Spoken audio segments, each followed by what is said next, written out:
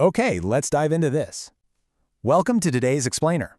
We're unpacking a literal masterclass in empathy and human connection. And get this, it's completely disguised as a standard middle school English lesson. If you've ever felt that sheer, overwhelming anxiety of walking into a brand new room full of people, you are going to absolutely love this profound little classroom moment. Let's get right to it. All right, picture the scene. The bell rings. You've got that chaotic shuffling of feet. Our narrator checks their schedule. English, room 321. They don't wait to walk with anyone. They just zoom down the hall and sit as far from the front of the classroom as physically possible. I mean, we can all feel that slight tension, right? That rapid heartbeat of just trying to avoid eye contact.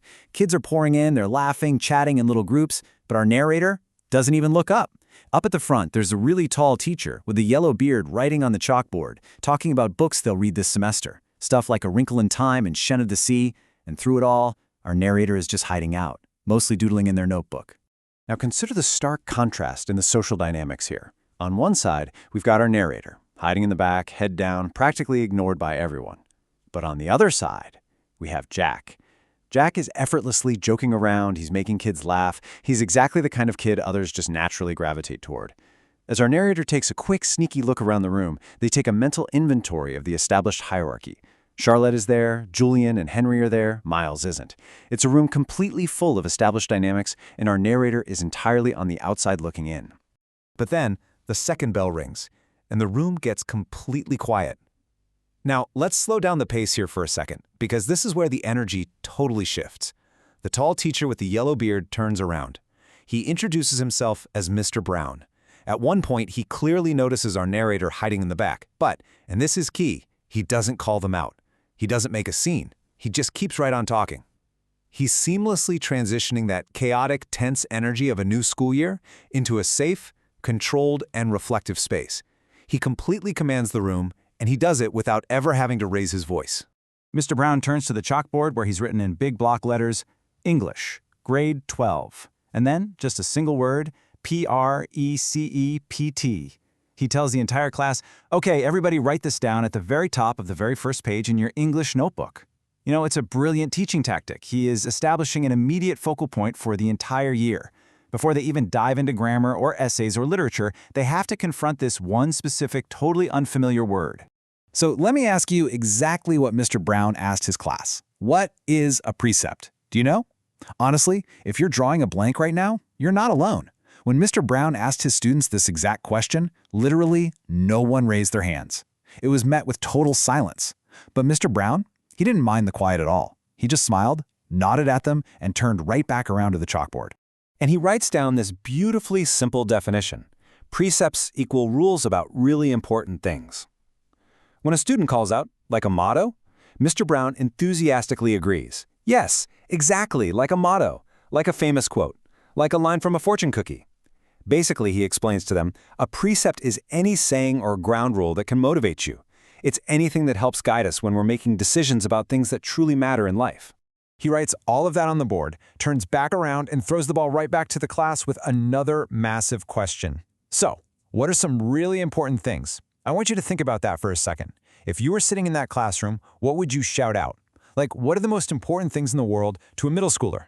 This question acts as a total spark, igniting a completely chaotic, highly energetic brainstorm from the students. Suddenly, hands are shooting up and kids are just calling things out left and right. They shout rules, schoolwork, homework, family, parents, pets.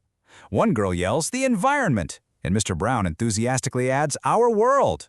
Then a kid named Reed shouts, sharks, because they eat dead things in the ocean, and Mr. Brown writes down, sharks, bees, seatbelts, recycling, friends.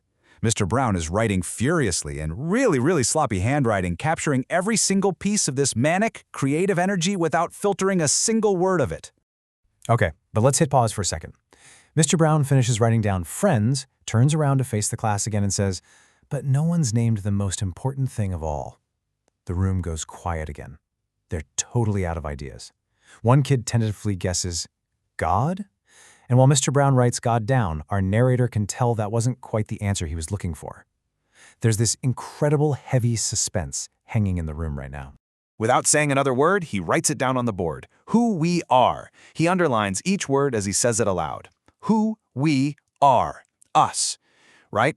So the crucial point is, he's challenging these young students to think deeply about their own identity.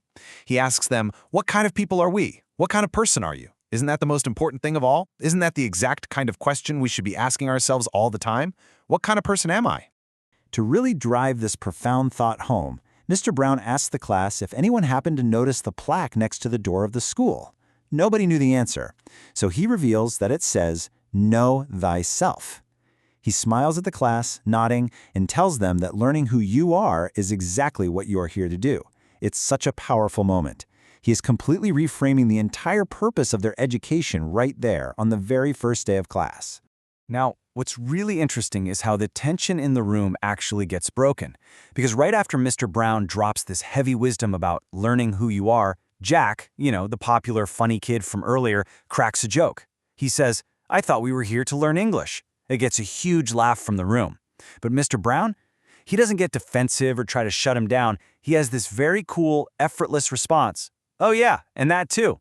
It shows he's got a great sense of humor, which instantly wins over our super nervous narrator.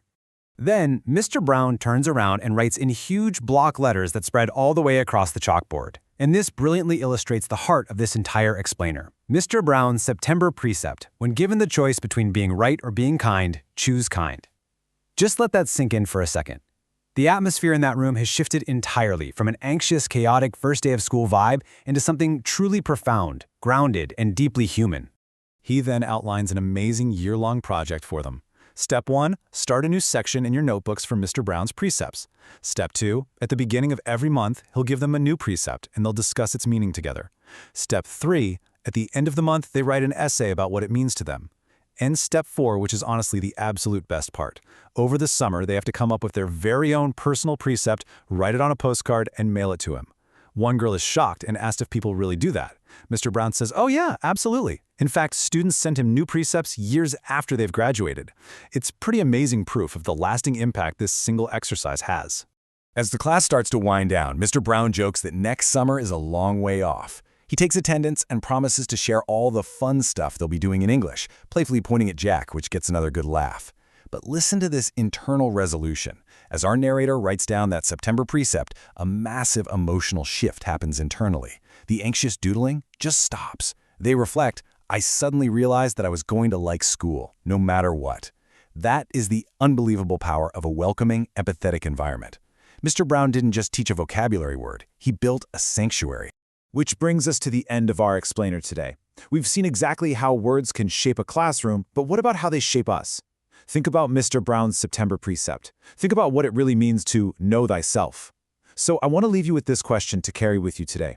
When given the choice in your own life, will you choose to be right or will you choose to be kind? Thanks so much for joining me for this explainer, and I'll catch you in the next one.